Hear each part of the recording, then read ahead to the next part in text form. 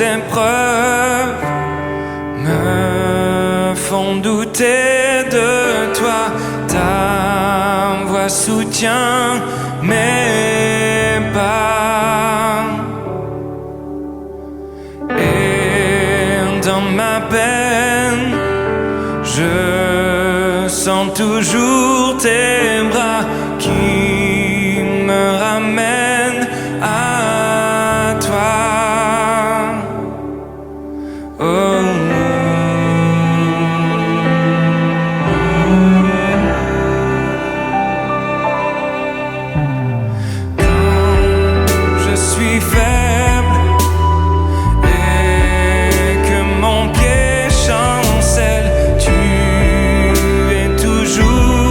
Feel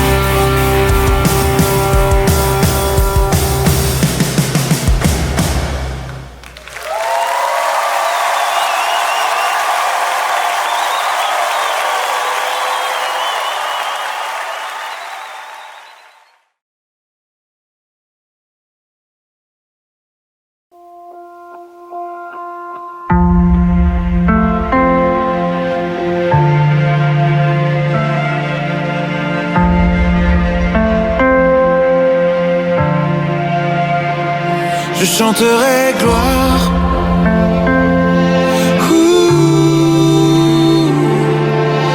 Gloire.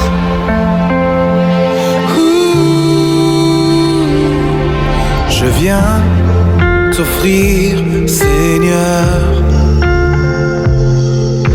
ce que j'ai de meilleur. Je viens t'offrir ma vie. Oui, à toi Jésus-Christ. Et même si je suis fragile, et même si c'est difficile, je chanterai gloire à l'Éternel. Je chanterai louange à son nom. Je chanterai Dieu, mon essentiel. Je chanterai en l'honneur de son nom.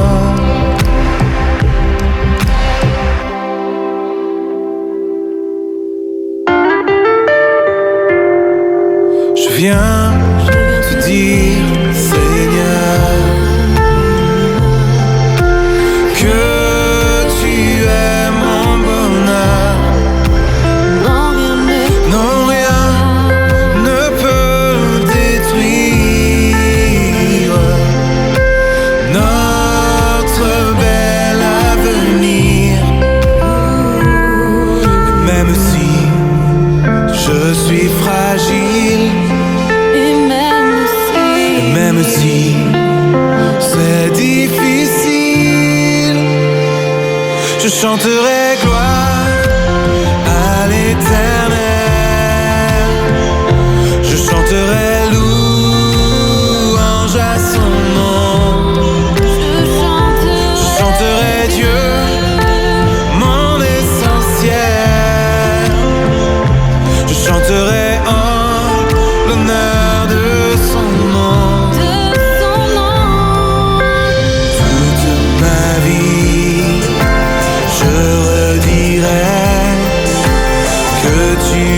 Donner ta vie, toute ma vie, je redirai que tu as payé le prix. Toute ma vie, je redirai que je ne vis que pour lui.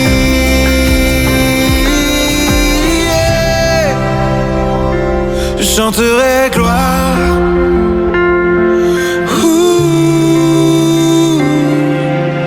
Gloire.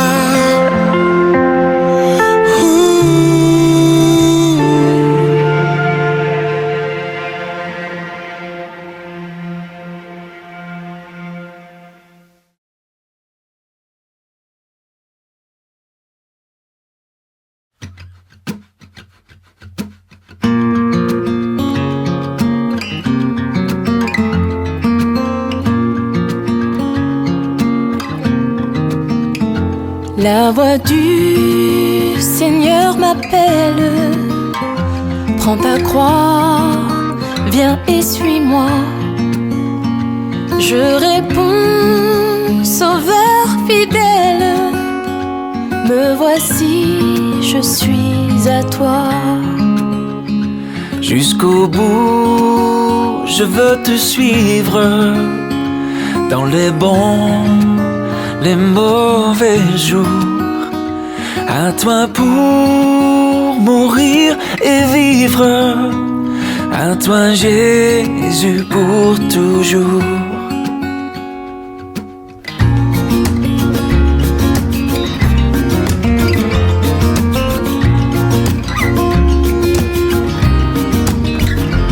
Jésus donne grâce et gloire pour le suivre pas à pas.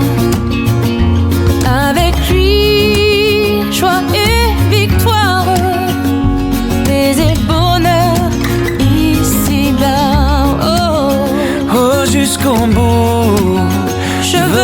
suivre dans les bons, les mauvais jours.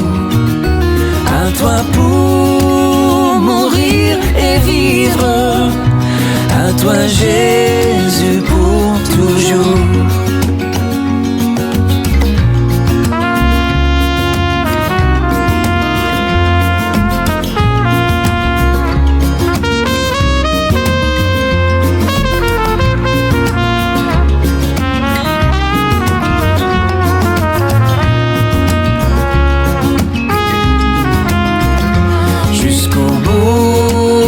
Je veux te suivre dans les bons, les mauvais jours.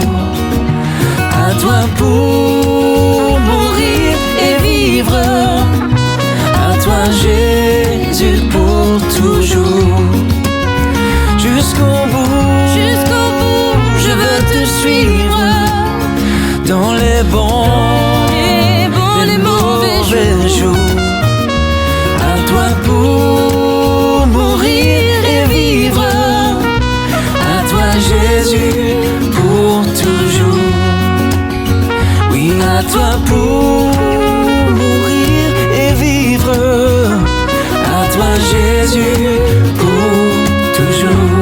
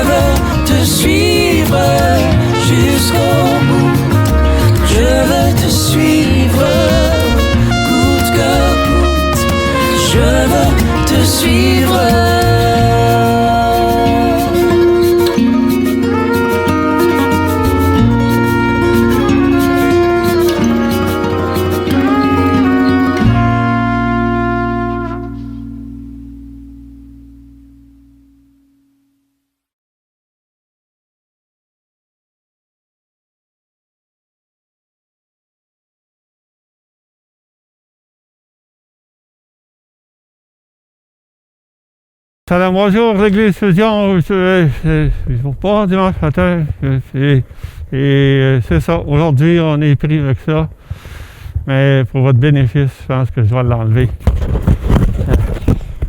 Ouf! Hey, bonjour l'Église Fusion, ça va bien? Hey, moi ça va bien, j'ai vraiment hâte de vous voir, vous avez l'air à bien aller, sûrement pour plusieurs bonnes raisons. La première, c'est comment ça fait chaud. La deuxième, on commence à avoir de plus en plus de liberté. La troisième, c'est qu'on a hâte que finalement, qu'on commence à se libérer de ce corona-là. Et la quatrième bonne raison, je dirais, puis elle est super bonne celle-là, c'est qu'on commence à comprendre ce que ça va être de vivre sans ça. Sans corona, sans maladie, sans adversité. Il me semble qu'on va être bien là, en toute liberté, dans le royaume de Dieu. La mort ne sera plus et il me semble que, wow, vive la liberté. Alors, je suis vraiment content d'être là au milieu de vous ce matin. Et la parole de Dieu nous dit dans Apocalypse, dans le chapitre 22, le verset 20, l'avant-dernier verset de la Bible. Celui qui atteste ces choses dit « Oui, je viens bientôt ». Et ça, c'est Jésus qui le dit. Et l'Église, ce matin, lui répond « Amen, viens Seigneur Jésus ». Alors, c'est ça la bonne nouvelle du royaume de Dieu. Le Seigneur vient bientôt et tout ce qui nous dérange aujourd'hui ne nous dérangera plus jamais. C'est ça qui donne de l'espérance. C'est ça que Jésus nous envoie dire aux autres. C'est aussi ça qu'il nous a donné à nous, les enfants de Dieu, tous les chrétiens. Wow! On est gâtés. Merci Seigneur. J'en profite ce matin pour vous dire quelques annonces. Les jeudis, après-midi de 1h à 3h, on a la possibilité d'aider à peu près 120 familles ici à Granby en apportant des denrées d'1h à 3h, donc à l'église. On aimerait aussi vous dire ce matin d'une façon spéciale, merci pour votre générosité, parce que très peu de choses ont changé au niveau des finances, puis tout ça, malgré que vous ne soyez pas là. Merci Seigneur, merci à vous, Église Fusion, et tous ceux qui contribuent. Nous sommes vraiment contents de tout ce qui est en train de se faire. On aimerait aussi vous dire que bientôt, le 6e anniversaire de l'Église va avoir lieu, mais comme tout le reste, ça va être vraiment spécial. En attendant, si vous avez ça à cœur et si Dieu vous inspire, j'aimerais ça que si vous pouvez, écrire un beau chant sur la fidélité de Dieu durant toutes ces années à l'égard de son peuple, eh bien, soumettez-nous vos paroles et musiques. Ça nous fera vraiment plaisir de regarder avec un petit comité ce qui pourrait être vraiment un beau chant pour l'occasion. Et bientôt aussi, je vous annonce qu'on va peindre aussi l'espace bureau. Ça fait déjà plusieurs années que c'est de cette couleur-là. Ça va nous faire du bien là, de rafraîchir ça. Je vais vous tenir au courant de toute façon bientôt. Chanel et Vincent qui vont apporter la louange ce matin. On aura le témoignage de Denise Ladurantaille aussi. On a un chant spécial juste avant la prédication, message de la parole de Dieu intitulé « Les opportunités dans l'adversité ».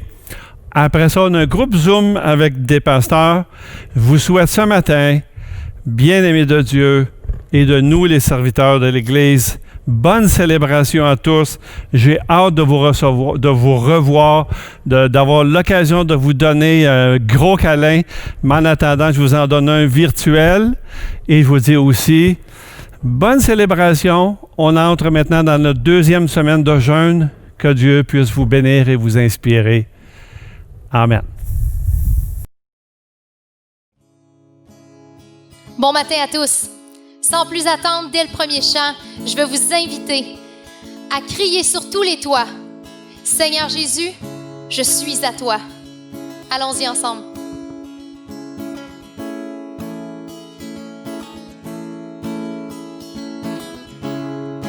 Me voici à tes pieds, toi mon amour, ma vérité. Je sais que ta grâce pour moi m'attire plus près de toi. En toi je trouve la liberté. Ma vie à toi je veux donner. Dieu, je me tiens devant toi. J'élève ma voix, tu m'as libéré. Alors je crie ton nom sur tous les toits. Je proclame, je suis à toi. Je suis à toi. Tout le bien que tu fais pour moi, j'élève mes mains pour que tous voient. Tu es le seul qui fait fléchir mes genoux. Répandre ta parole sur terre, partager ton amour, Dieu mon Père. Je m'agenouille devant toi, j'élève mes mains, tu m'as libéré. Alors je crie ton nom sur tous les toits, je proclame, je suis à toi. Je suis à toi. Tout ce que je suis, je m'abandonne, prends ma vie. Je suis à toi. Je suis à toi. Me voici, Seigneur, les bras grands ouverts, toi qui es le Fils, le Dieu d'éternité, le Dieu d'éternité.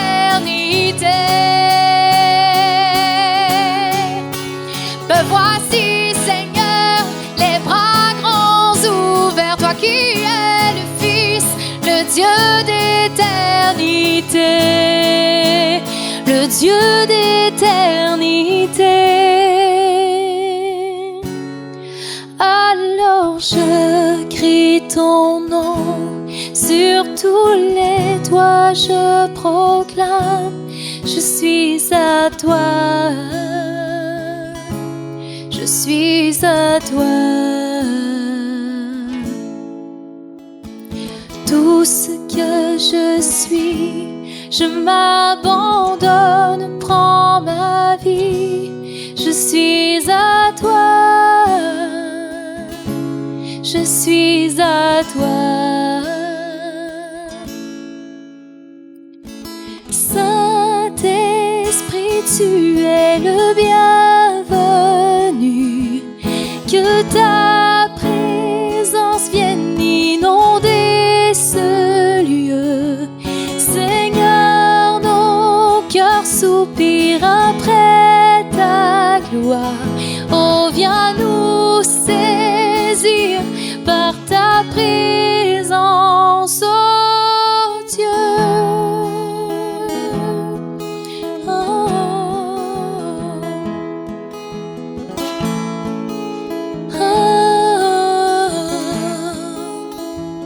Tu es notre espoir.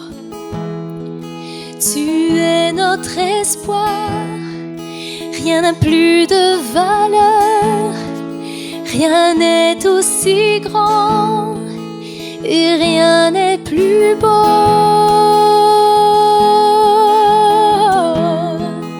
que ta présence.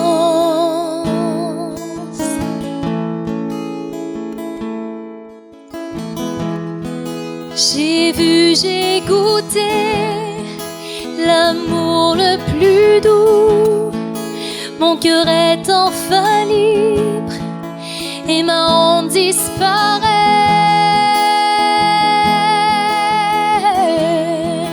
Dans ta présence,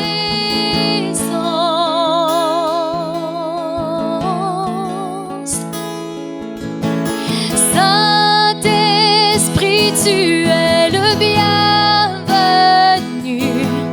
que ta présence vienne inonder ce lieu. Seigneur, nos cœurs soupirent après ta gloire. Oh, viens nous saisir par ta présence. Oh, Saint-Esprit, tu es le bienvenu, que ta présence vienne inonder ce lieu. Seigneur, nos cœurs soupirent après ta gloire. Oh, viens nous saisir par ta présence, oh Dieu. Ah, par ta présence. Ah. Oui, Jésus, descends, descends sur nous. Oh.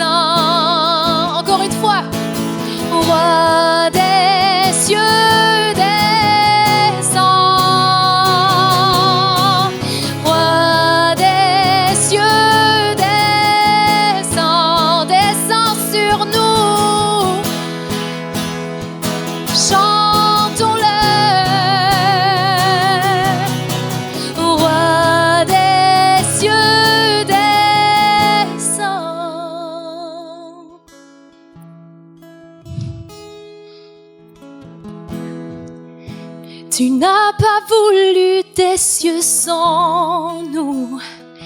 Alors Jésus, tu es venu. Ton amour a vaincu mon péché et rien ne peut nous séparer.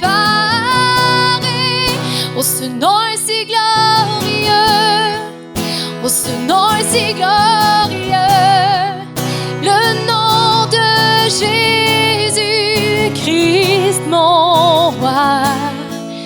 Oh, ce nom est si glorieux, sa beauté est sans pareil. Oh, ce nom est si glorieux, le nom de Jésus. Oh, ce nom est si glorieux, le nom de Jésus. Oh, ce nom est si glorieux, le nom de Jésus. Ah, oh, oh, oui, Jésus, tu as tout payé. Roi des cieux, descends. Oh, roi des cieux, descends. Roi des cieux, descends. Roi des cieux, descends. Tu es sans rival, tu es sans égal. Dieu, tu triomphes à tout jamais. À toi soit le règne, à toi soit la gloire. Ton nom surpasse tout autre. Oui, chantons-le ensemble.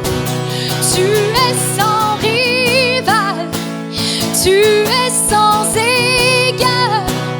Dieu, tu triomphes à tout jamais. À toi soit le règne, à toi soit la gloire. Ton nom surpasse tout autre nom. Ton nom est comme le miel sur mes lèvres, ton esprit qui rafraîchit mon âme. Ta parole une lampe à mes pieds. Jésus, je t'aime.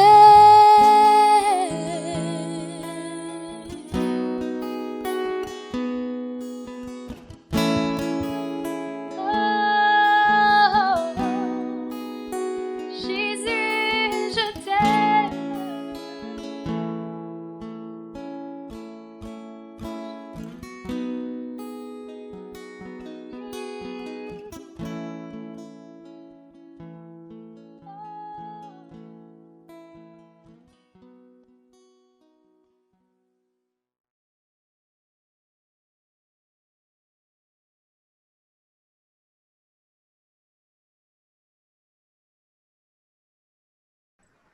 Merci Chanel et Vincent pour la louange. Toujours bon de louer le Seigneur ensemble comme ça, c'est édifiant. Je suis avec Denise Ladurantais, une chrétienne de l'Église Fusion, qui me bénit à chaque semaine parce qu'elle fait partie des régulières du mardi après-midi dans nos groupes Zoom. Puis elle raconte, elle partage un peu ce qu'elle témoigne aux gens autour d'elle à chaque semaine. Puis Denise, merci d'être là pour nous partager un petit peu de ta réalité. Merci, Dariège. Ça me fait plaisir. Good. Et puis, raconte-nous un peu, malgré des fois ta situation de santé qui peut être fragile, puis le confinement qui n'est pas facile, tu utilises quand même ta joie de vivre, ta joie de ton salut, puis ce que tu reçois de Dieu pour le communiquer aux autres, entre autres avec une de tes voisines. Raconte-nous un peu ton quotidien. Oui, avec elle, quand que je lis la Bible, ben, je lui compte qu'est-ce que je lis. Des fois, j'écoute un film chrétien, je lui dis « Hey, c'est bon, écoute ça. » Puis des fois, c'est le lien du dimanche. Je lui envoie, elle l'écoute aussi. Puis moi, je vois que Dieu est en train de faire quelque chose. Wow, c'est bon. Puis tu disais Oui. qu'elle ne fréquente pas vraiment d'église, mais là, avec toi, elle s'intéresse aussi à ce que Dieu fait, puis à l'Église Fusion. Là. Donc, Oui. c'est encourageant. On espère la voir lorsqu'il y aura les réunions physiques qui vont recommencer. Tu as une amie aussi à chaque jour là, qui te pose des questions sur Internet, puis tu réponds. Raconte-nous un peu. Oui, j'ai un ami qui, à tous les jours, il me pose des questions et je lui réponds quand je connais les réponses. Mais quand je la connais pas, je lui demande, je vais prier là-dessus, puis je te reviens. Puis il y avait quelque chose qu'il m'avait demandé, j'ai dû dire, je vais prier là-dessus. Et le lendemain, j'ai fait un Zoom, puis à un moment donné, il y a quelqu'un qui a dit ça. Fait que j'ai écrit tout ça. C'est comme ça, je voulais le dire. Et puis après le Zoom, je suis allée voir la personne, puis j'ai dit, regarde, c'est ça, je voulais te dire. Là, il arrive, il dit, merci, ça m'a fait tellement bien. J'étais tellement contente de pouvoir lui donner sa réponse correctement. Ça me donne plus l'opportunité de lire dans ma Bible, plus en profondeur et de prier plus. Amen. Gloire à Dieu. Merci, Denise. C'est simple comme témoignage, mais c'est une réalité du quotidien qu'on est tous appelés à faire. Puis je voulais que tu l'exprimes, Denise, parce que je trouve ça beau dans ta vie de tous les jours. Tu es en prière, puis tu es en mission à chaque jour, puis tu cherches la face de Dieu, puis de voir qu'est-ce que Dieu va te dire pour répondre à ces gens-là, puis les aider dans leur cheminement de foi. Donc, bravo. Merci d'avoir pris le temps de nous partager ça aujourd'hui. Ça me fait plaisir. Donc, pour toute l'Église, j'encourage à faire de même, être un témoin dans votre quotidien avec la simplicité de ce que vous vivez, de ce que vous recevez de Dieu, de ce que vous lisez, de le partager aux autres. Et puis, sur ce, je vous laisse avec un chant spécial que nous allons écouter. Dieu, tu règnes encore.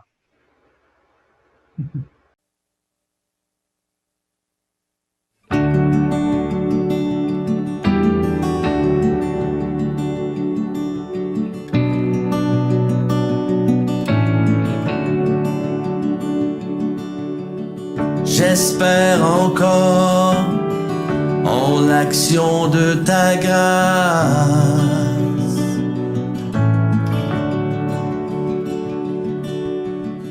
Là où l'échec prononce ses menaces, J'avance au nom de celui qui a affronté la mort pour qu'en sa grâce aujourd'hui j'espère encore. j'espère encore. Tu es le Dieu de l'impossible. Tu règnes encore.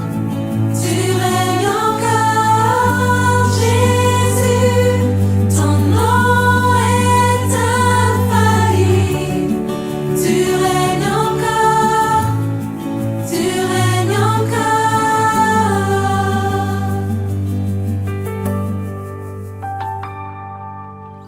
J'espère encore en l'action de ta grâce. De ta grâce. Là où le doute de la foi prend la place, j'avance au nom de celui dont on a brisé le corps.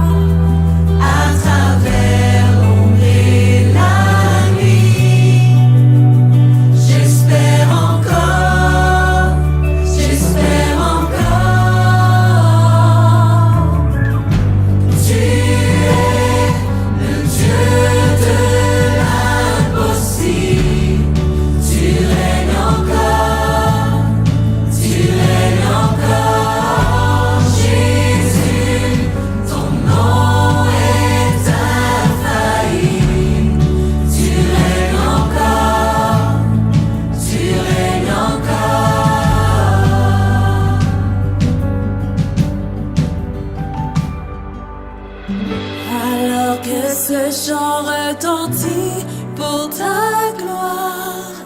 Ton esprit vient me rappeler ta victoire.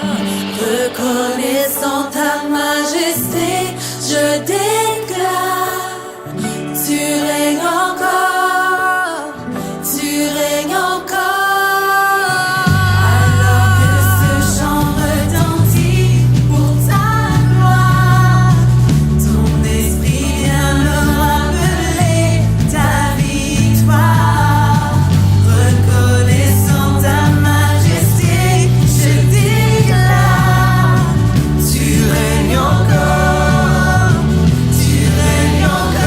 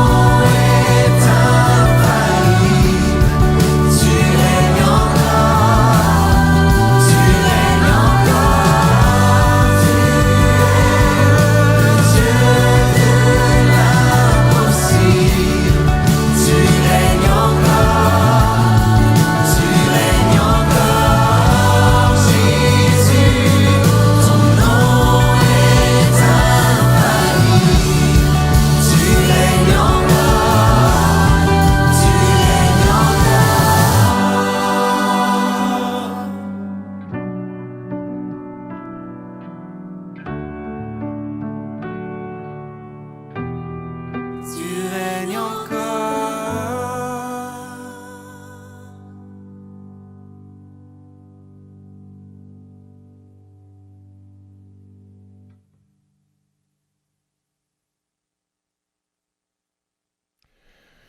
Bonjour Église Fusion. Oui, Dieu règne encore. Quel beau chant on vient d'entendre. Malgré la pandémie, malgré tout ce qui peut se passer dans nos vies ou dans vos vies, rappelez-vous que Dieu règne encore. Il est tout-puissant. Il est notre Dieu. Et les enfants, les adolescents peuvent aller rejoindre leur groupe Zoom en ce moment.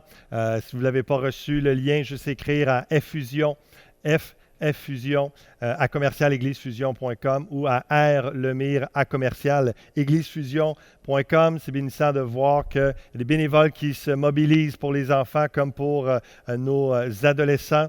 Et c'est encourageant de voir, depuis les dernières semaines, il y a plus de 150 nouveaux abonnés sur YouTube.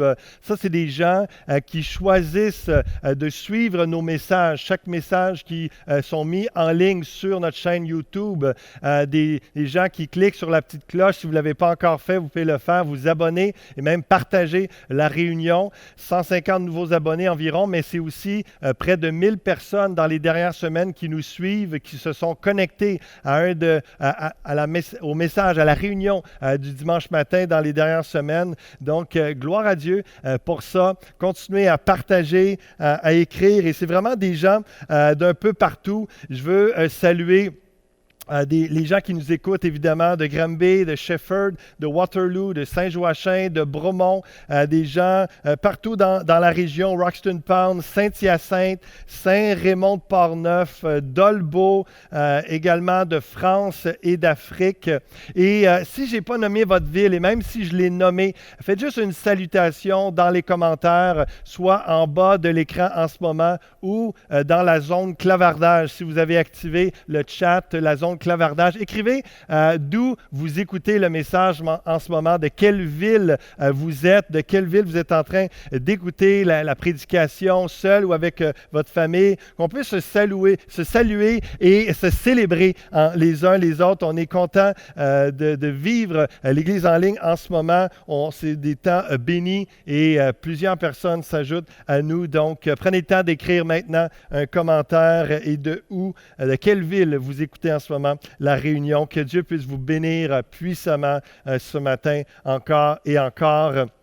On est au jour 7 de notre jeûne de 21 jours, dans ce jeûne partiel. Déjà, le fait d'avoir coupé de votre alimentation la viande, les desserts, les boissons alcoolisées, tout ce qui est gras, fast-food, des choses comme ça, vous devez déjà le ressentir dans votre corps. Mon corps est déjà plus léger, mais mon esprit aussi par rapport à la prière. Donc, spirituellement et physiquement, ce jeûne est bénéfique. Si vous n'avez pas commencé encore, c'est le temps. Demain est la deuxième semaine de jeûne et prière qui commence. Donc, on vous encourage à jeûner chaque jour et à prendre du temps surtout plus dans la prière et plus dans la lecture de la parole de Dieu. J'ai envoyé un guide de prière en début de semaine. Il y a des capsules de prière aussi sur notre page Facebook de l'Église Fusion que j'amène 2, 3, 4 minutes de prière à partir du psaume 119 pour renouveler notre amour pour la parole de Dieu et Dieu lui-même dans la prière.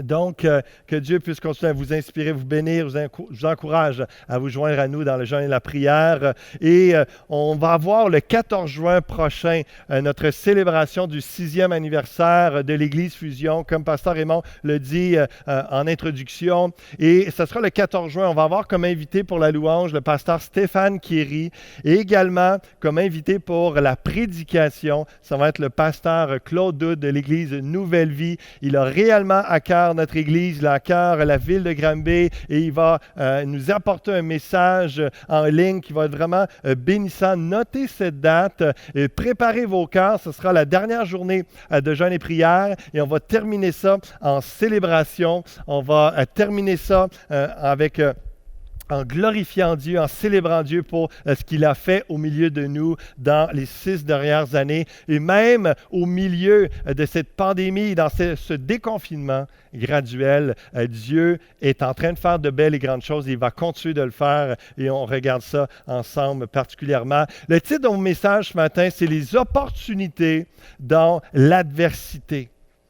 Les opportunités dans l'adversité. On voit à plusieurs endroits dans la Bible, et vous pourriez dire à plusieurs endroits dans votre vie, d'adversité, d'épreuve, comment Dieu a agi, comment Dieu a ouvert une porte pour vous bénir et pour faire avancer son royaume. Comment on voit dans l'adversité, lorsqu'il y a des adversaires, lorsqu'ils sont nombreux, lorsqu'il y a toutes sortes d'épreuves qui nous arrivent, comme ça se passe en ce moment mondialement, mais aussi personnellement, certains d'entre vous, vous êtes en train de combattre la maladie ou une perte d'emploi, combattre la dépression, peut-être combattre toutes sortes de pensées négatives qui vous assaillent dans vos pensées, toutes sortes d'épreuves qui peuvent arriver avec vos enfants ou avec quoi que ce soit autour de vous.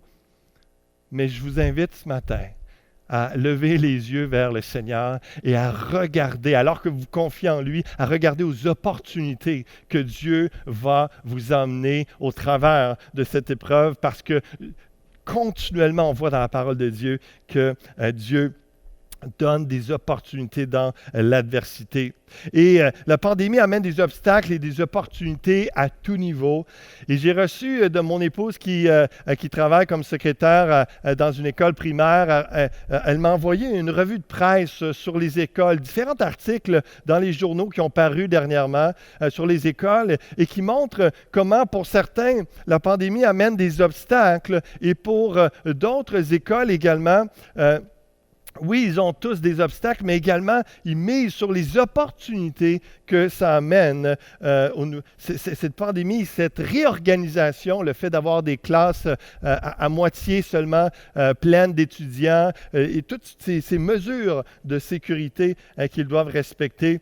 Et par exemple, un des obstacles, je lisais, l'école Saint-Édouard au Lac-Brome largue le PEI, le programme d'études internationales, parce que ça coûtait cher. Déjà, ils avaient un obstacle financier à chaque année depuis 6 ans. Et là, ils ont simplement abandonné lorsqu'ils ont fait la reprise. Et puis, ils disent également comme autre obstacle, de plus, les directives de distanciation en temps de pandémie empêchaient le travail d'équipe et la fermeture de la bibliothèque et du laboratoire informatique limitait les capacités de recherche Sans compter qu'en date du 11 mai, à peine 39% des élèves de Saint-Édouard sont retournés en classe.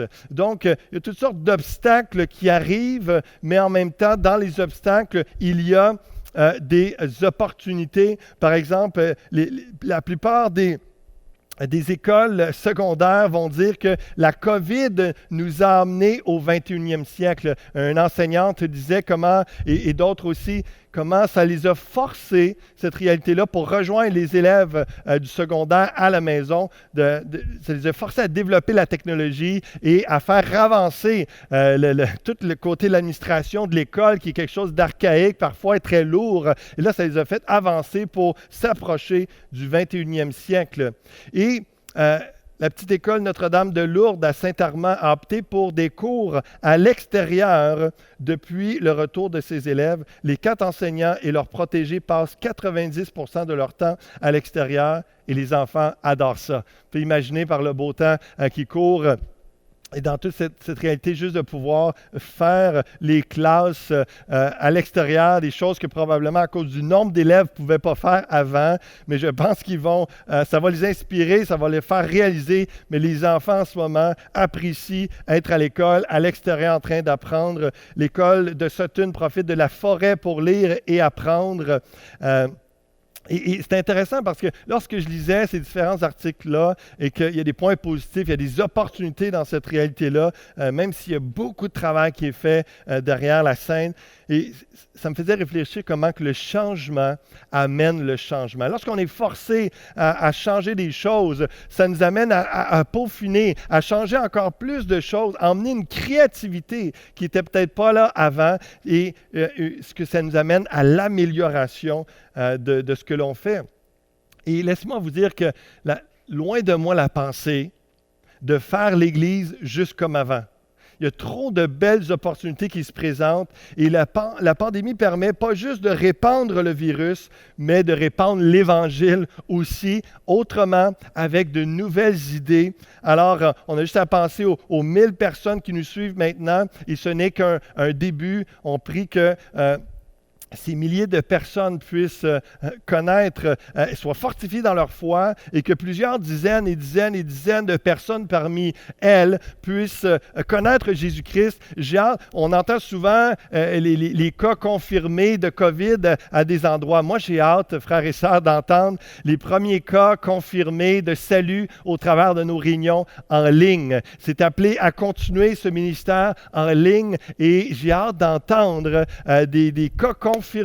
Des pasteurs, j'ai été touché par tel message, j'ai donné ma vie au Seigneur, tel ministère que vous avez fait en ligne, j'ai donné ma vie à Jésus-Christ et je veux me faire baptiser. Et j'ai hâte à ce premier service de baptême qu'on va faire à l'Église ou à l'extérieur, peu importe où, et que ça va être transmis en ligne et qu'on pourra glorifier Dieu, qu'au travers de cette situation bizarre et particulière que l'on vit, il y a des âmes qui ont donné leur vie au Seigneur et qui s'engagent dans leur foi au travers des eaux du baptême. C'est ce que je m'attends de voir. Et on suit la nuée, on cherche la face de Dieu, on est dans le jeûne et la prière pour prier pour ceux qui combattent contre la maladie, pour ceux qui vivent des épreuves particulières. Mon jeûne et prie aussi pour chercher la face de Dieu, savoir quelle est la direction de Dieu pour nos vies comme pour l'Église, pour saisir, discerner les opportunités que Dieu nous donne. Dans une pensée biblique, vous pouvez tourner avec moi ou regarder à l'écran dans 1 Corinthiens chapitre 16, à partir du verset 7, on voit que les portes ouvertes, ça vient presque toujours dans l'adversité. L'un ne vient pas sans l'autre. Vous avez juste à lire cette semaine les Actes des Apôtres et vous allez voir combien bonnes nouvelles est joint à les mauvaises nouvelles. Il y a une percée, il y a des âmes sauvées, il y a une guérison et tout de suite après, il y a une persécution, emprisonnement, mise à mort. Il y a toute cette réalité-là. Dans l'adversité, il y a des opportunités. Et l'apôtre Paul écrit à l'Église de Corinthe et puis il va dire... j'ai hâte de vous revoir. Il leur parle un peu de ses projets de voyage missionnaire. Et puis, il va dire au verset 7, « Je ne veux pas cette fois vous voir juste en passant, mais j'espère demeurer quelque temps auprès de vous si le Seigneur le permet.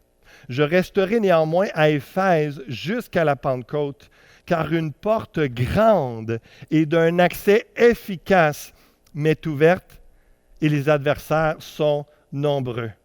Est-ce que vous pouvez écrire ou taper gentiment sur le coude de quelqu'un et dire à la personne qui est avec vous, il y a une porte grande et d'un accès efficace qui est ouverte. Et les adversaires sont nombreux. C'est joint ensemble, c'est la réalité de l'apôtre Paul. Il dit, je vais rester un petit peu plus longtemps à Éphèse en ce moment parce que je prêche la parole et de plus en plus les gens reçoivent, je vois des conversions, il y a des œuvres de Dieu qui sont en train de prendre place et je vais saisir l'opportunité de rester là. Mais il y a beaucoup d'obstacles, il y a beaucoup d'adversaires, mais il y a beaucoup d'opportunités. Donc je vais continuer, je vais rester là, je vais prêcher la parole de Dieu. Il y a un accès qui est là efficace. Une grande porte ouverte est une occasion évidente que Dieu offre à l'apôtre d'annoncer l'Évangile. Paul donne encore à cette porte l'épithète inusitée d'efficace ou énergique. C'est-à-dire que l'occasion était rendue telle par l'Esprit de Dieu. C'est l'idée rendue ici par ces mots avec espérance de succès. Ne regardez pas aux adversaires ou aux obstacles dans votre vie. Regardez aux opportunités que Dieu vous donne. Regardez à lui, au Dieu de l'opportunité, à Dieu qui ouvre la porte, à Dieu qui donne succès dans nos entreprises, dans ce que l'on entreprend pour sa gloire, pour l'avancement de son royaume. Dieu est puissant, c'est lui qui rend ça efficace. Ayons l'espérance du succès alors qu'on se confie en Jésus-Christ. Et j'aimerais ça entendre des « Amen » de la maison ou quelqu'un peut écrire un commentaire. Amen, gloire à Dieu pour les opportunités qu'il nous donne, la percée qu'il nous amène et dans toutes ces opportunités, on peut avoir l'espérance du succès. L'espérance qu'il va avoir des obstacles, qu'il va avoir de l'adversité, mais qu'il va avoir du succès, un fruit spirituel, surnaturel à la gloire de Dieu. C'est écrit petit, mais lorsqu'on parle d'opportunité, on voit l'apôtre Paul particulièrement, on s'attarde à lui, le texte de 1 Corinthiens 16, la recherche des opportunités. Paul, dans la prière, dans la discussion avec ses frères et sœurs, avec ses collègues et dans la recherche de Dieu, continuellement, il est en train de réfléchir, méditer aux différentes opportunités, aux projets possibles de voyage missionnaire. Parfois, les portes se fermaient et il concluait que ce n'était pas la bonne direction. Et dans la prière, il y avait un discernement, comme c'est arrivé avec Éphèse. Je vois, il y a une grande porte ouverte, je vais rester là, je vais continuer à prêcher.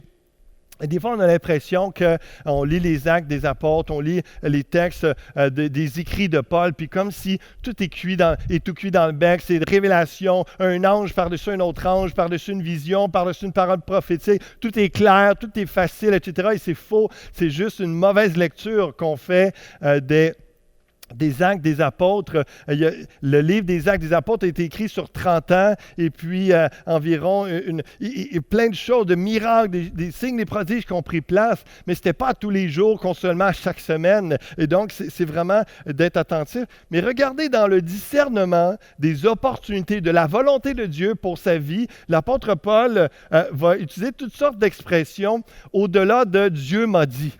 Au-delà de... Il y a des moments où ce qu'il dit, Dieu m'a dit, Dieu m'a montré. D'autres fois, c'est si la chose mérite mon attention, si la chose mérite que j'y aille. Il parle d'une collecte de dons, d'offrandes pour bénir l'Église de Jérusalem parce qu'ils sont dans la disette, dans la famine, sont dans le besoin. Et puis, il dit, si c'est nécessaire, si ça mérite mon attention, je pense que je vais y aller. Donc, il y a une réflexion de la valeur. Est-ce que c'est important qu'il soit là? Il réfléchit par rapport à ses dons, son appel, son temps. Est-ce que c'est nécessaire que je donne du temps là ou pas? Si le Saint-Esprit lui a pas dit « vas-y » ou « vas-y pas », il y a des moments où on utilise notre réflexion, notre bon jugement. Au verset 5, il va dire « peut-être séjournerai-je ». Peut-être. Il ne sait pas ce que Dieu veut exactement à ce moment-ci lorsqu'il est en train d'écrire la lettre, mais des fois dans nos vies, c'est peut-être. J'ai l'impression que Dieu veut ça, peut-être qu'il veut ça aussi. Tu continues de prier, de chercher sa face, de lire la Bible et d'avancer. C'est ça qui est important parce que Dieu nous parle alors qu'on avance et on voit les opportunités qui se présentent à nous. Pendant que des obstacles et des adversaires Pendant qu'on avance par la foi, c'est là qu'il y a un discernement, une direction de Dieu qui va finir par venir. Et il va dire au verset 7, « Je ne veux pas cette foi. » Donc, il y a une volonté, il y a un désir, il y a une intention. Il ne sait pas encore exactement ce qu'il veut, ce que Dieu veut, mais il sait que il a manqué de temps dans les dernières fois. Il veut prendre plus de temps avec l'Église de Corinthe. Il sait ce qu'il veut. Au verset 7 également, « J'espère demeurer. » Il y a un espoir, il y a une attente que ça prenne place, qu'il puisse rester avec eux. Mais il ne sait pas encore ce que Dieu va faire. Et dans les faits, il y a un temps où Paul voulait aller à Corinthe et finalement, il n'a pas pu y aller. La porte était fermée et puis il avait dit qu'il y irait. Et puis là, il s'est fait reprocher par l'Église de Corinthe plus tard que Paul t'avait dit que tu viendrais puis tu n'es pas venu. Mais des fois, il y a des circonstances qui nous empêchent, des choses qu'on n'avait pas prévues, qu'on n'a pas vues. Donc, c'est arrivé à Paul également. Et dans la soumission à Dieu, il va dire aussi au verset 7, « Si le Seigneur le permet ». C'est toujours dans la souveraineté de Dieu, sous le contrôle divin. Donc, on cherche la face de Dieu. Il y a des choses qui sont claires, d'autres fois, non. Au verset 9, c'est clair. Il dit, « Une porte m'est ouverte, grande, efficace. Je vais rester là. » Et puis, donc, on est appelé à rechercher les opportunités, mais c'est une des raisons de l'importance de la prière. Dieu ne veut pas que ses enfants tournent en rond parce qu'ils n'ont pas reçu une confirmation claire de sa direction. Certes, parfois le Seigneur nous fait patienter avant de nous donner une conviction de sa volonté, mais comme un voilier ne peut pas se diriger à l'arrêt, mais seulement quand il se met en route, de même aussi le chrétien va trouver que Dieu le dirige surtout quand il est en train d'avancer selon les projets qu'il a formés dans la prière. C'est Brian qui disait ça et l'image, elle est belle. Gardez ça dans vos cœurs. Comme un voilier ne peut pas se diriger à l'arrêt, mais seulement quand il se met en route. De même, c'est la même chose pour le chrétien. Alors qu'on avance, Dieu va nous guider. Et dans Acte 16, Paul essaie d'aller en Mysie, essaie d'aller dans une autre région, et à chaque fois, le Saint-Esprit ne le permet pas, et tout d'un coup, il y a la vision du Macédonien. Ça aussi, il faut s'ouvrir à ça. Il y a des réponses, des paroles, même si ce n'est pas toujours le cas à chaque jour, mais ça arrive quand même où il y a une direction claire, où le Seigneur parle. Et dans Acte chapitre 18, les versets 9 à 11, un texte très intéressant qui dit « Le Seigneur dit à Paul en vision pendant la nuit ». Donc, Acte 16, il a une vision et plusieurs mois ou années plus tard, Paul a une autre vision pendant la nuit. « Ne crains point, mais parle et ne te tais point, car je suis avec toi et personne ne mettra la main sur toi pour te faire du mal. Parle, car j'ai un peuple nombreux dans cette ville. Il y demeurera 1 an et 6 mois, enseignant parmi les Corinthiens la parole de Dieu. » Il avait ça dans son désir.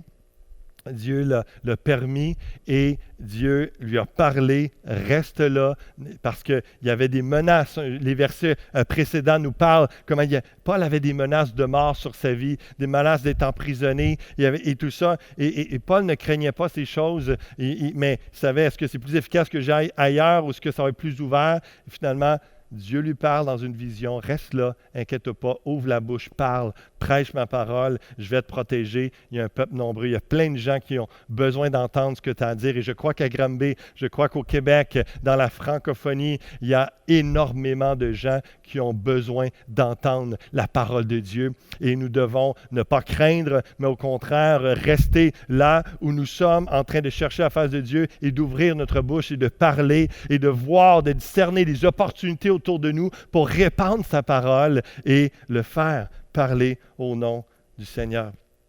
Une des portes ouvertes, je crois, en ce moment, que Dieu nous ouvre, qui nous montre, c'est de faire du bien aux aînés dans les résidences. Ça fait quelquefois, je vous en parle, mais je crois qu'aussitôt qu'on aura l'opportunité d'entrer, d'aller visiter, d'aller voir les personnes âgées dans les résidences, on devra saisir cette opportunité-là. Je crois qu'on pourra leur apporter la louange, un message de la parole, prier avec eux, les écouter, juste emmener une présence, un sourire, de l'amour, de l'espoir.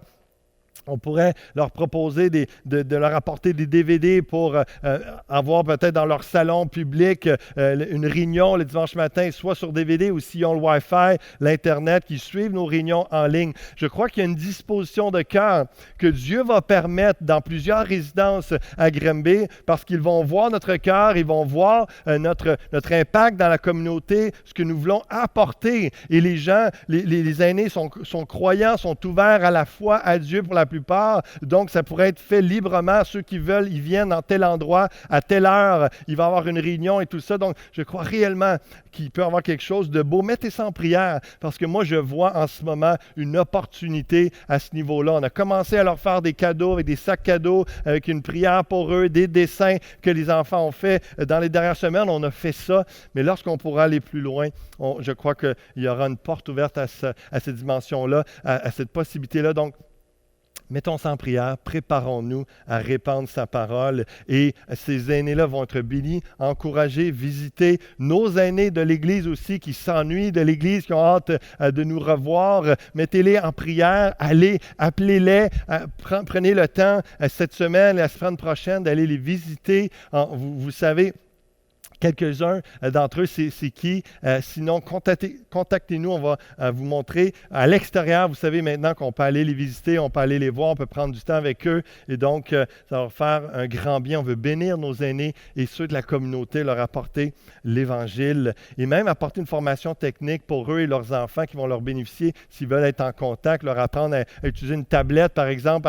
On a vu dans les médias, avant la pandémie, des gens qui faisaient ça. Et puis, avant que tout soit fermé, et puis de pouvoir les instruire à comment se connecter à l'Église Fusion en ligne, comment être en contact avec leurs enfants, avoir plus de relations avec eux. Je crois vraiment que ça va être un merveilleux ministère, que Dieu puisse être glorifié et le nom de Jésus élevé au travers de ça. Et si on revient à Corinthiens 16:9, son ministère à Éphèse, à l'apôtre Paul, est en quelque sorte un modèle de toute œuvre efficace pour le Seigneur. Le serviteur de Dieu va chercher à optimiser toutes les occasions favorables à l'annonce de l'Évangile. En même temps, il sera le plus souvent appelé à faire face à des adversaires. Paul écrit cette lettre avant le début des hostilités générées par Démétrius et les autres fabricants d'idoles, car cet incident l'a contraint à quitter la ville. Vous voyez cette histoire dans Acte 19, verset 23, jusqu'à Acte 20, verset 1, où ce que Paul régulièrement, continuellement, il y a de l'adversité, mais il y a des opportunités. Le succès important de l'Évangile dans cette région a créé en même temps une opposition grandissante. Paul rappelle cette réalité incontournable quand il écrit à Timothée: « Or, tous ceux qui veulent vivre pieusement en Jésus-Christ seront persécutés, mais les hommes méchants et imposteurs avanceront toujours plus dans le mal, égarant les autres et égarés eux-mêmes. » On a été avertis, c'est une réalité. Dans les opportunités, il y a de l'adversité. Il y en aura lorsqu'on veut vivre complètement avec consécration notre vie chrétienne. Mais le plus important, ce n'est pas les conséquences, les épreuves sur nos vies, c'est est-ce que le royaume de Dieu avance? Est-ce que la parole, l'Évangile, la bonne nouvelle de Jésus-Christ est annoncée, reçue? Est-ce qu'il y a plus de gens qui sont dans l'espérance de la vie éternelle? Parce que vous vous rappelez que nous ne sommes pas condamnés à rester ici sur terre pour l'éternité. Non, nous allons être avec le Seigneur pour l'éternité lorsque nous plaçons notre foi en Jésus-Christ. Et il y a tellement de gens qui ont besoin d'entendre ça et de le recevoir, cette foi, cette bonne nouvelle. Dans les opportunités, il y a de l'adversité. Dans l'adversité, il y a des opportunités. J'aime bien le texte de Philippiens chapitre 1, verset 12. « Je veux que vous sachiez, frères, que ce qui m'est arrivé a plutôt contribué au progrès de l'Évangile. » Dans un autre moment de sa vie, Paul est en prison et il écrit à l'église de Philippe. Il a été emprisonné plusieurs fois, Paul, simplement pour avoir prêché Jésus-Christ. Il n'a fait rien de criminel, mais il est emprisonné parce qu'il dérangeait les Juifs et il dérangeait la société grecque de l'époque. Et encore aujourd'hui, vous allez le voir dans quelques instants, il y a des gens, on le sait, ça fait longtemps en Chine, ailleurs, que les gens sont maltraités à cause de leur foi, mais de plus en plus, nos droits vont être bafoués, même ici au Canada.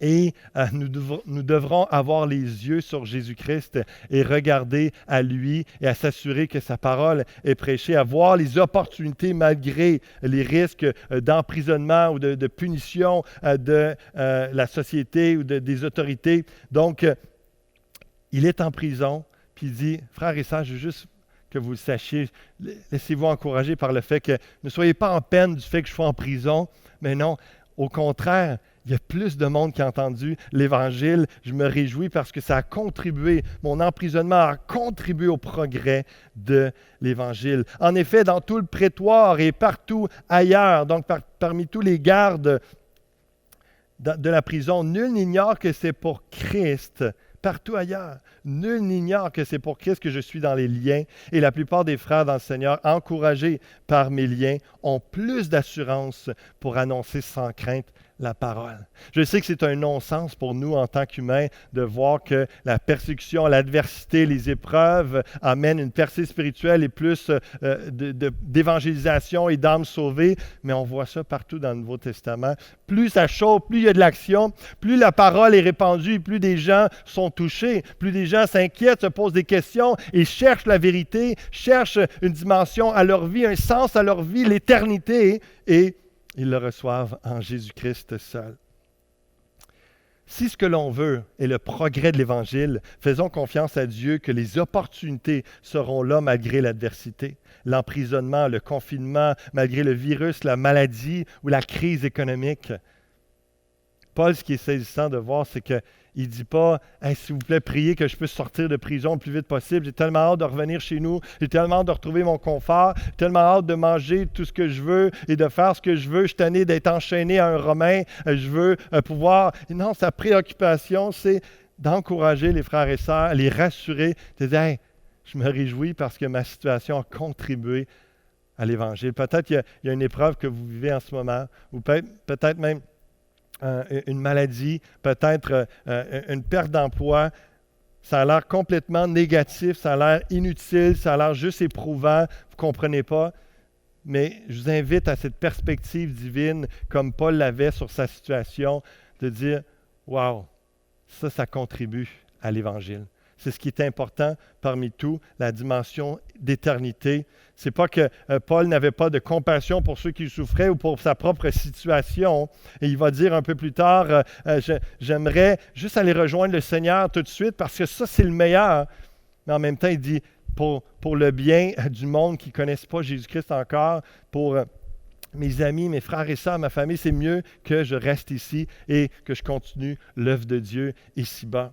De plein de compassion, mais avec une perspective divine continuellement de la vie éternelle. Je prie qu'on puisse être emparé, on peut s'emparer de cette vision, être saisi par la dimension de l'éternité continuellement et de croire, comme Paul, que là où on se sent lié et limité, Dieu et sa parole ne le sont pas. Dieu n'est jamais lié, sa parole n'est jamais liée, peu importe les circonstances, peu importe les lois du gouvernement qui vont être votées, peu importe les situations, les virus, les autres, peut-être la deuxième vague, une troisième vague, peu importe. Moi, je prie pour des vagues du Saint-Esprit. Je prie qu'on puisse être dans la compassion avec ceux qui souffrent, qu'on les soutienne, qu'on milite pour la justice le mieux qu'on peut. Mais je prie qu'on ait les yeux sur l'éternité et avec plein de foi et rempli du Saint-Esprit, qu'on puisse croire qu'on n'est pas limité par les circonstances, ni par notre santé, ni par notre condition physique, notre condition de finance ou de famille, mais qu'on puisse croire que la parole de Dieu, en toutes circonstances, elle n'est pas liée. Quelqu'un peut écrire Amen, quelqu'un peut affirmer cette vérité dans un commentaire sur YouTube juste pour célébrer Dieu et dire que vous êtes d'accord avec cette pensée-là, que vous y croyez. Allez, avançons ensemble, cherchons les opportunités que Dieu a à nous donner. Je vous parlais tantôt, au Canada, ça s'en vient. On va peut-être vivre la prison comme Paul et en même temps les opportunités pour l'Évangile. Tout récemment, la ville de Calgary, c'est dans l'Ouest canadien, pour ceux qui ne se situent pas, c'est au Canada, c'est dans notre pays, c'est près de nous. La ville de Calgary a approuvé son règlement inconstitutionnel et antichrétien pour interdire ce qu'on appelle la thérapie de conversion au sein de la municipalité.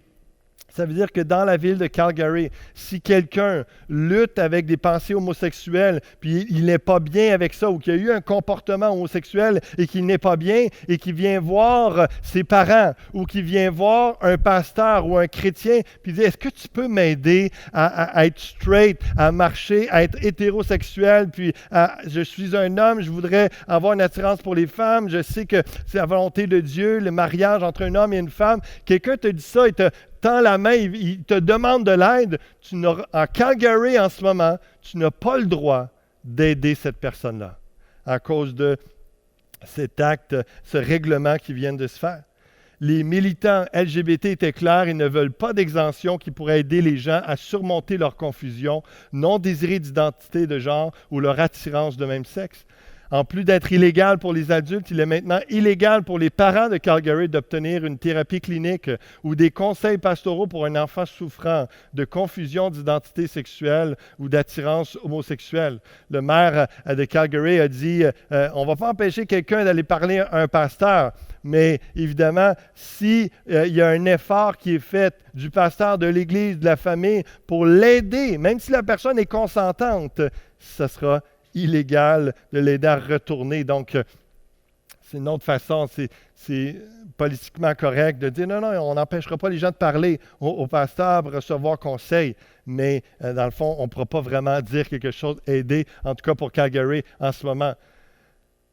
Les parents qui ont des enfants dysphoriques de genre ne seront autorisés par l'hôtel de ville à traiter avec des thérapeutes qui encouragent leur fils ou leur fille sexuellement confus à convertir au sexe opposé et à poursuivre les bloqueurs de puberté, les hormones intersexuées et les mutilations chirurgicales. Écoutez bien ceci, les pénalités pour toute infraction comprennent jusqu'à 1 an d'emprisonnement et une amende pouvant aller jusqu'à 10 000 $.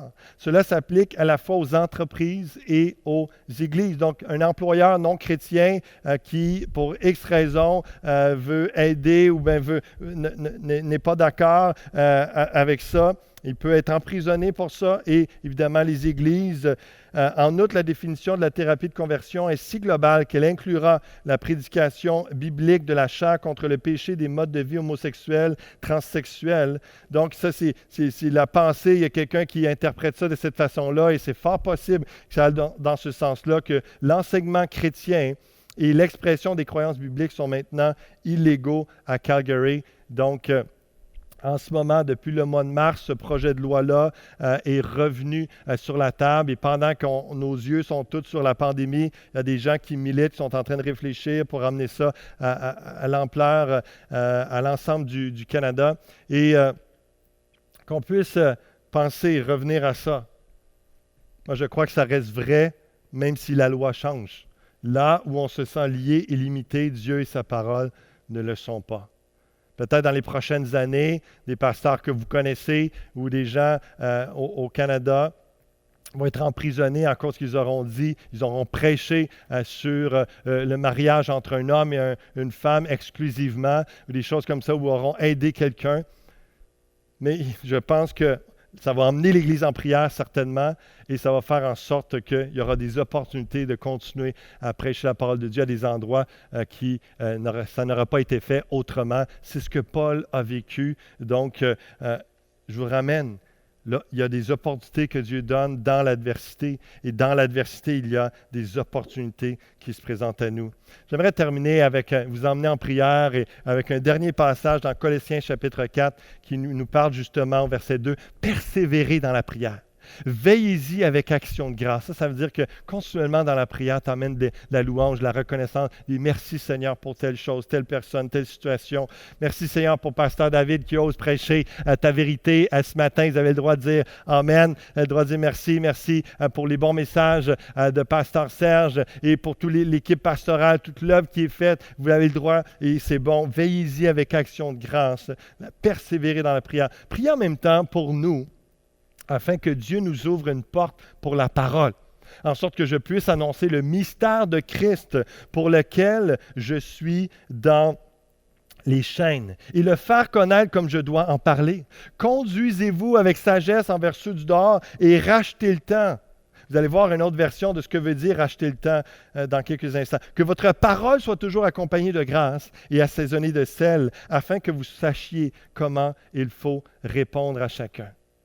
Le même passage, versets 5 et 6 que je viens de vous lire dans la version français courant. Conduisez-vous avec sagesse envers les non-chrétiens, en profitant de toute occasion. Racheter le temps, c'est profiter de toute occasion qui se présente à nous pour bien répondre et semer la foi en Jésus-Christ aux gens autour de nous. Que le Seigneur nous donne de saisir chaque opportunité et que nos paroles soient toujours agréables et pleines d'intérêt pour l'Évangile, pour notre prochain. Sachez répondre à chacun de la bonne manière. Que Dieu nous donne sagesse, donne courage, force.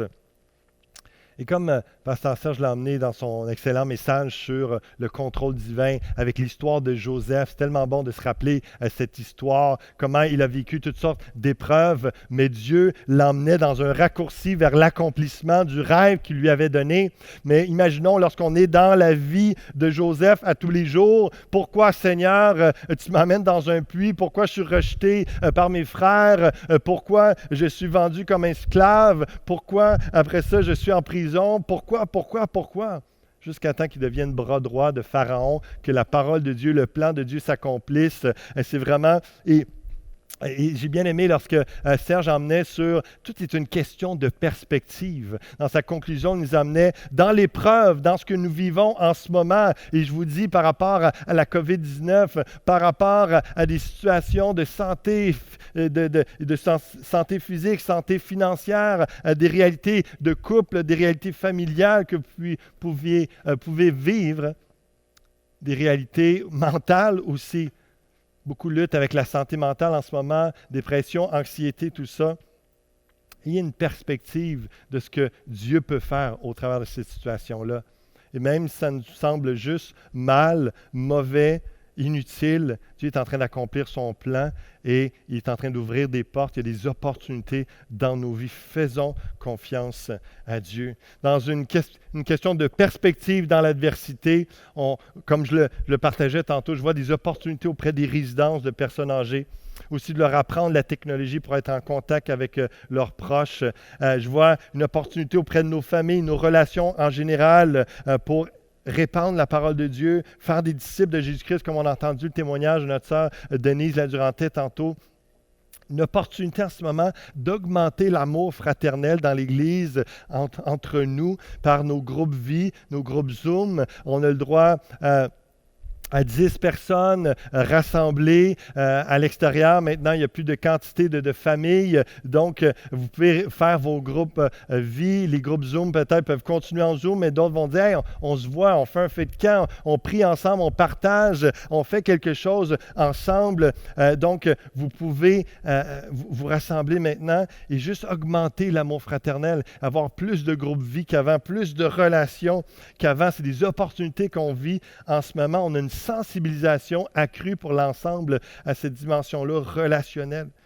Il y a une opportunité pour les entreprises de se réinventer. Il y a de l'aide gouvernementale. Je suis convaincu que prochainement, dans les prochaines semaines, prochains mois, tous ceux qui vont faire des startups, qui vont faire des lancements d'entreprises, il va y avoir des subventions, il va y avoir de l'aide parce qu'ils vont vouloir relancer l'économie. Il y en a qui vont faire faillite dans l'immobilier, il va y avoir des opportunités. Peut-être qu'on va trouver finalement le bâtiment qu'on cherche à un prix beaucoup moindre. Je voyais des possibilité dans les prochains mois que le marché immobilier baisse de 11 %, entre 6 et 11 %. On verra ce qui va prendre place, mais il y a peut-être des bâtiments qui ne sont pas disponibles, qui vont le devenir pour nous comme pour d'autres entreprises ou organismes. Quelles seront les possibilités, les opportunités que Dieu nous donne? Ayons les yeux ouverts et la foi agrandie, augmentée pour saisir ces opportunités.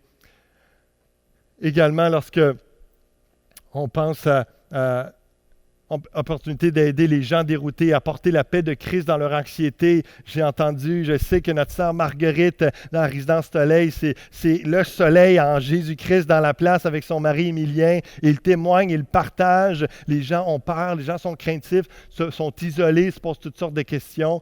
Les chrétiens et les chrétiennes dans les résidences en ce moment, vous avez une place de choix pour pouvoir rassurer les gens, les amener à l'espérance en Jésus-Christ de la vie éternelle. nouvelles. Des opportunités de bâtiment peut-être pour l'Église. On a parlé ou de continuer d'améliorer nos services en ligne, d'atteindre de nouvelles personnes avec l'Évangile. Comme je disais tantôt, j'ai hâte à nos premières conversions confirmées et les baptêmes d'eau qu'on va pouvoir présenter en ligne et glorifier Dieu dans toute la francophonie. Et la plus grande opportunité qu'on a en ce moment pour la majorité des gens, c'est d'être sauvés. Nous, on peut saisir l'opportunité à chaque jour de dire « Merci Jésus pour mon salut. Rends-moi la joie de mon salut. Merci Seigneur. » C'est toute une opportunité qu'on a de connaître plus, de s'approcher de Dieu, de se rapprocher les uns des autres, mais de connaître Dieu, de se confier en lui, de vraiment expérimenter ses promesses, de vraiment expérimenter la parole de Dieu, de vraiment expérimenter qui il est et est-ce qu'il dit vrai, de vivre sa paix, de vivre sa bonté. Approchez-vous de lui.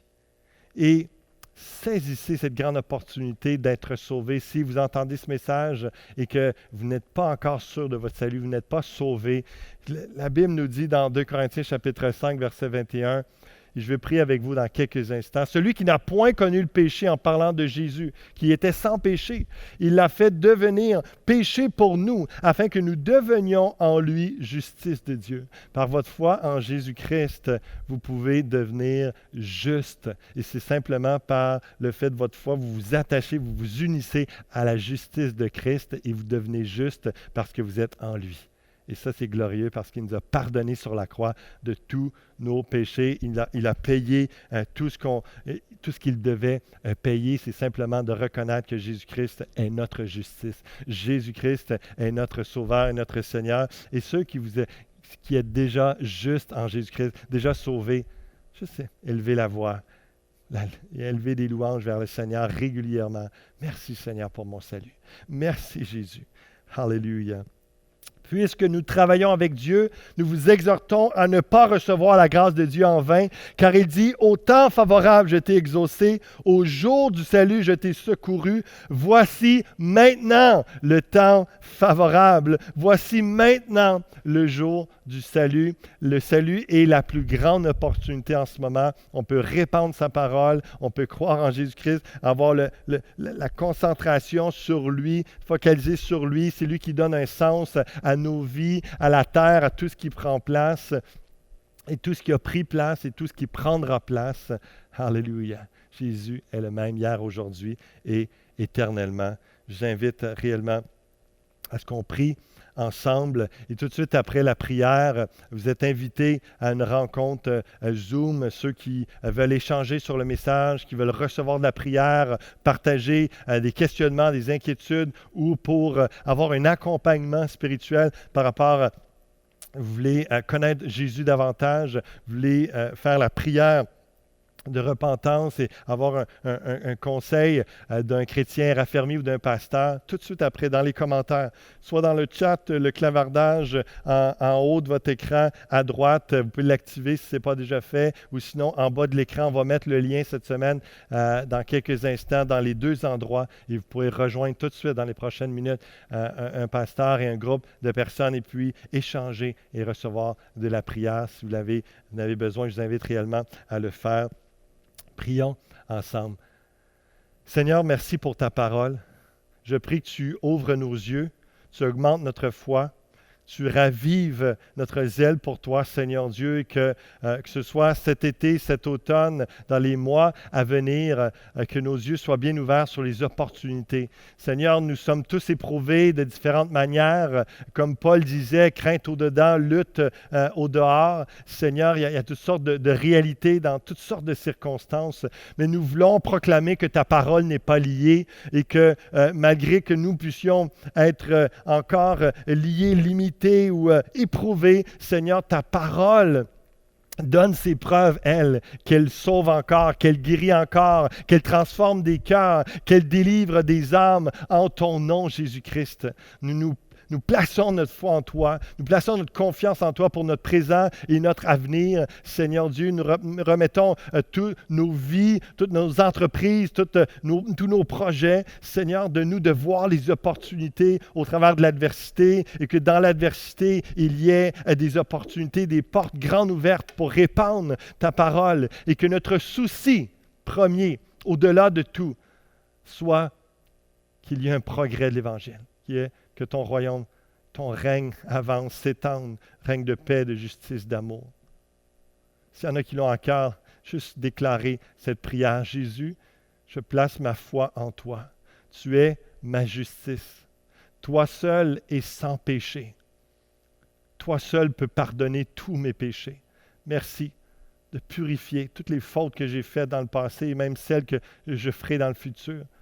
En toi seul, je suis complètement lavé aux yeux de Christ, aux yeux de Dieu et d'être sans tache et d'avoir un accès direct au Père. Saint-Esprit, remplis-moi, que je devienne un enfant de Dieu et que je puisse être en communion avec Dieu le Père jour après jour par ma foi en Jésus-Christ. Jésus, tu es mon Sauveur. Jésus, tu es mon Seigneur. Je te donne toute ma vie et je reçois ta vie, la vie éternelle. Alléluia. Je veux te suivre chaque jour de ma vie. Amen. Et amen. Je vous invite à lire la parole de Dieu chaque jour, à prier, à parler à Dieu chaque jour, lui confiant vos besoins, le louant, lui disant merci pour tout ce qu'il est. Et je vous invite, ceux qui ont fait cette prière et ceux qui ont besoin d'échanger ou qui veulent réfléchir, parler avec un pasteur, tout de suite, en ce moment même, allez cliquer sur le lien Zoom, connectez-vous et il y a un temps d'échange édifiant. Priez les uns pour les autres. Soyez bénis abondamment et saisissons cette semaine les opportunités que Dieu nous donne de faire avancer l'Évangile. Que Dieu vous bénisse abondamment. Je vous aime fort et au plaisir.